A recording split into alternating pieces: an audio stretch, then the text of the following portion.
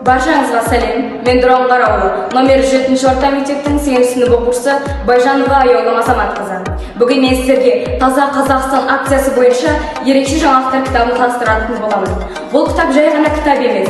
Бұл біздің болашағымыз үшін жасалған алғашқы қадам болып табылады.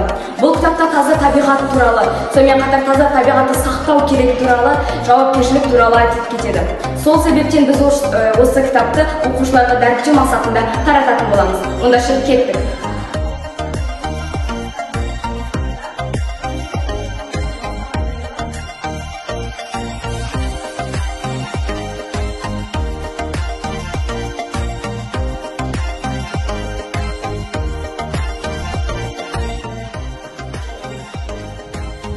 Әрқайсымыз елімізді таза ұстасақ, еліміз көркейеді. Сол үшін де елімізді таза ұстайық.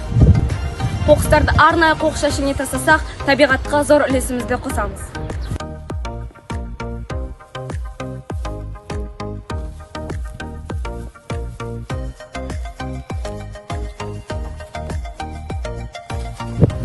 Тазалықты өзіңнен баста.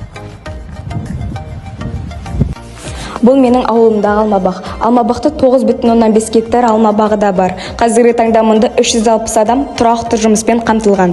Серіктестіктің 159 арнайы техникасы бар. Бұл егін өру, тасымалдау және басқа да жұмыстарды орындауға мүмкіндік береді.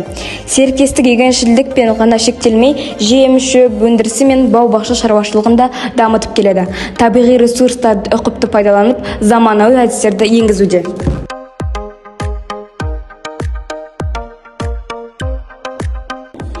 Табиғатты сақтау адамгершіліктің белгісі де келе, сіздерді табиғатты қорғауға шақырамыз. Назар қойып көргендеріңізге көп рахмет. Сіздермен бірге Байжанова Айолым Азаматқызы.